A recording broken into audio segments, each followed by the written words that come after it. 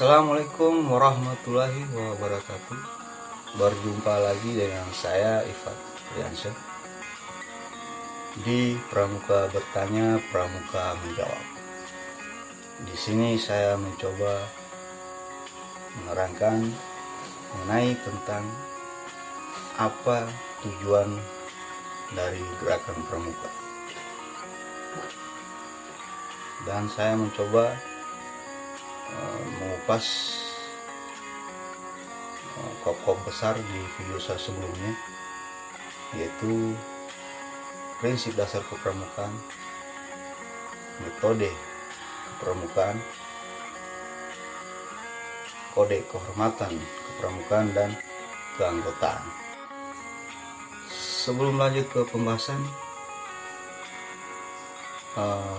untuk kakak yang ada di Sulawesi Tengah, terkhusus Donggala, jangan lupa like dan subscribe, linknya ada di bawah ini. Bila video ini bermanfaat, silahkan share dan isi kolom komentar yang ada di bawah ini. Oke, kita lanjut. Perlu kita ketahui yang berdasarkan resolusi konferensi kepanduan sedunia tahun 1924 di Copenhagen, yaitu di Denmark, maka kepanduan mempunyai 3 sifat atau ciri khas. Yang pertama, nasional. Organisasi yang menyelenggarakan kepanduan di suatu negara haruslah menyesuaikan pendidikannya dengan keadaan, kebutuhan, dan kepentingan masyarakat, bangsa, dan negara. Kemudian yang kedua, internasional, yaitu organisasi kepanduan di negara manapun di dunia harus membina dan mengembangkan rasa persaudaraan dan persahabatan antara sesama pandu serta sesama manusia, tanpa membedakan kepercayaan agama, golongan, tingkat, suku, dan bangsa. Dan yang terakhir adalah universal, yaitu kepanduan dapat dipergunakan di mana saja untuk mendidik anak-anak dari bangsa apa saja. Itulah 3 sifat yang dimiliki atau hasil dari resolusi konferensi kepanduan sedunia pada tahun 1924. Oke, kita lanjut ke pembahasan, yaitu tujuan dari gerakan pramuka. Perlu kakak ketahui, gerakan pramuka bertujuan untuk membentuk setiap anggota pramuka, yaitu memiliki 2 poin. Yang pertama, memiliki kepribadian yang beriman, bertakwa, berakhlak mulia, berjiwa patriot, taat hukum, disiplin, menjunjung tinggi nilai-nilai luhur bangsa, berkecakapan hidup, sehat jasmani dan rohani. Dan poin kedua adalah menjadi warga negara yang berjiwa Pancasila, setia dan patuh kepada Negara Kesatuan Republik Indonesia, serta menjadi anggota masyarakat yang baik dan berguna. Itulah tujuan dari gerakan pramuka. Kemudian kita lanjut ke prinsip dasar kepramukaan dan metode kepramukaan. Yang pertama, yaitu prinsip dasar kepramukaan. Prinsip dasar kepramukaan bersama nilai-nilai kepramukaan adalah norma hidup setiap anggota gerakan pramuka yang ditanamkan dan ditumbuh kembangkan kepada peserta didik melalui proses penghayatan oleh dan untuk diri pribadi dengan bantuan tenaga pendidik, sehingga pengamalannya dapat dilakukan dengan inisiatif sendiri, penuh kesadaran, kemandirian, kepedulian, tanggung jawab, serta keterikatan moral, baik sebagai pribadi maupun sebagai anggota masyarakat.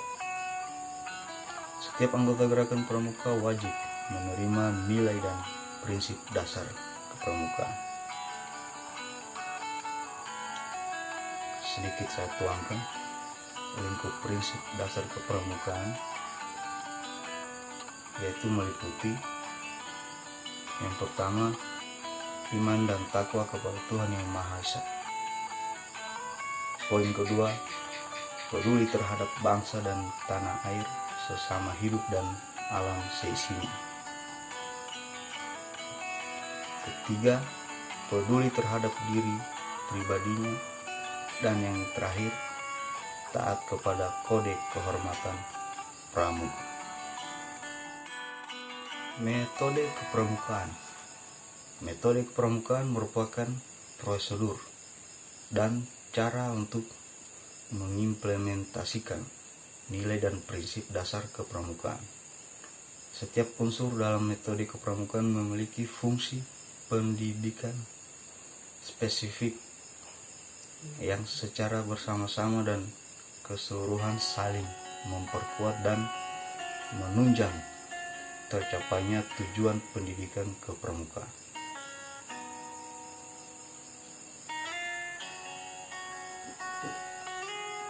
Macam-macam metode kepramukaan itu merupakan cara belajar interaktif progresif melalui yang pertama, pengamalan kode kehormatan pramuka. Yang kedua, belajar sambil melakukan.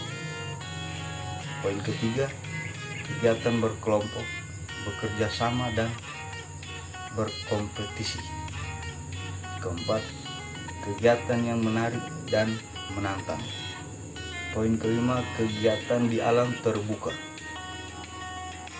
Dan yang keenam, kehadiran orang dewasa yang memberikan bimbingan, dorongan, dan dukungan. Ketujuh, penghargaan berupa tanda kecakapan. Dan yang terakhir, satuan terpisah antara putra dan putri.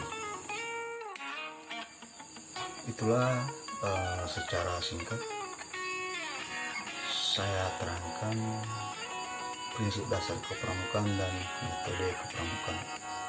Lanjut kita membahas mengenai kode kehormatan. Kode kehormatan dalam gerakan pramuka terdiri dari 3 janji yang disebut Trisatya dan 10 moral yang disebut Dasa Dharma. Khusus untuk golongan siaga, kode kehormatannya terdiri dari 2 janji yang disebut Wisatya dan 2 moral yang disebut Dharma. Itulah penjelasan singkat dari kode kehormatan gerakan pramuka.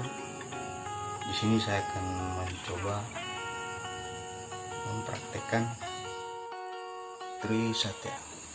Demi kehormatanku, aku berjanji akan bersungguh-sungguh menjalankan kewajibanku terhadap Tuhan dan Negara Kesatuan Republik Indonesia dan mengamalkan Pancasila, menolong sesama hidup, dan ikut serta membangun masyarakat menepati Dasa Dharma. Dasa Dharma pramuka itu: 1. Takwa kepada Tuhan Yang Maha Esa. 2. Cinta alam dan kasih sayang sesama manusia. 3. Patriot yang sopan dan kesatria. 4. Patuh dan suka bermusyawarah. 5. Rela menolong dan tabah. 6. Rajin terampil dan gembira. 7. Hemat, cermat, dan bersahaja. 8. Disiplin, berani, dan setia. 9. Bertanggung jawab dan dapat dipercaya. 10. Suci dalam pikiran, perkataan, dan perbuatan.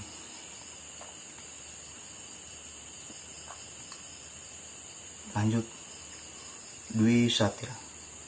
Dengan kehormatanku, aku berjanji akan bersungguh-sungguh menjalankan kewajiban terhadap Tuhan Yang Maha Esa, Negara Kesatuan Republik Indonesia, dan menurut aturan keluarga.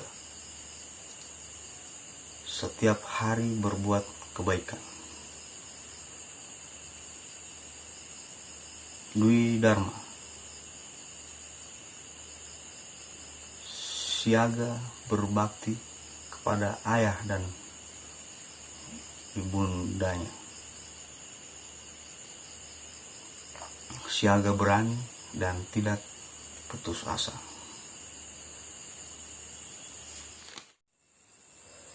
Oke, kita lanjut ke poin yang terakhir, yaitu keanggotaan.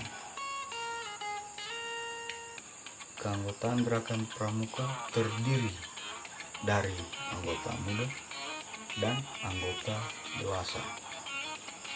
Anggota muda adalah peserta didik Gerakan Pramuka yang dibagi menjadi berbagai golongan. Di antaranya golongan siaga merupakan anggota yang berusia 7 sampai dengan 10 tahun. Golongan penggalang merupakan anggota yang berusia 11 sampai dengan 15 tahun. Golongan penegak merupakan anggota yang berusia 16 sampai dengan 20 tahun. Dan golongan pandega merupakan anggota yang berusia 21 tahun sampai dengan 25 tahun.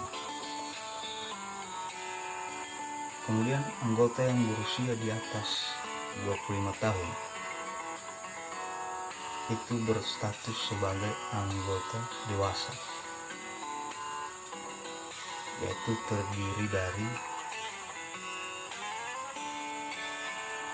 pembina pramuka, pelatih pembina, pembantu pembina, pamong saka, dan instruktur saka.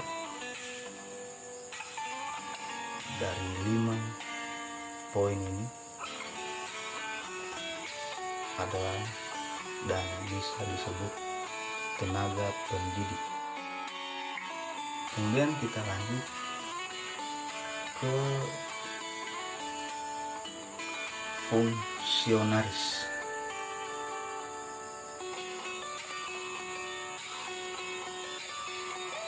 Yaitu ada 5 poin dulu. Yang pertama, ketua dan andalan kuartir, baik dari ranting, cabang, daerah, hingga nasional. Kemudian kedua, staf kuartir,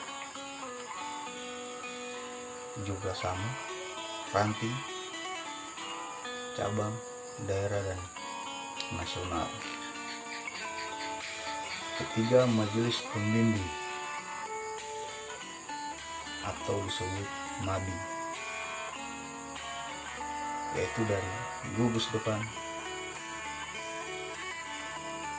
hingga ke nasional. Keempat, pimpinan saka.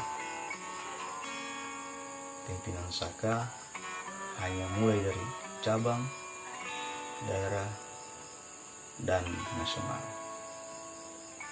Serta yang terakhir adalah anggota gugus Dharma Gerakan Pramuka. Sekian penjelasan singkat dari saya. Saya menghimbau kepada seluruh anggota pramuka yang ada di kuartir daerah Provinsi Sulawesi Tengah, terkhusus di kuartir cabang Donggala. Mari kita bersama-sama dan saling mendukung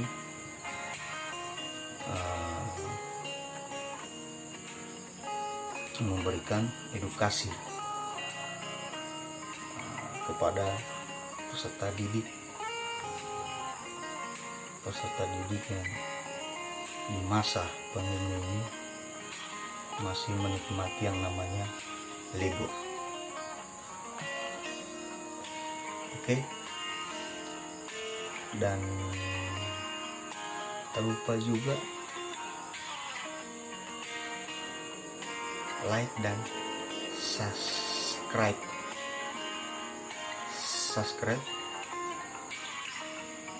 channel Ifat Riansyah. Pramuka bertanya, pramuka menjawab. Saya akhiri, wabillahi taufiq wal hidayah. Wassalamualaikum warahmatullahi wabarakatuh.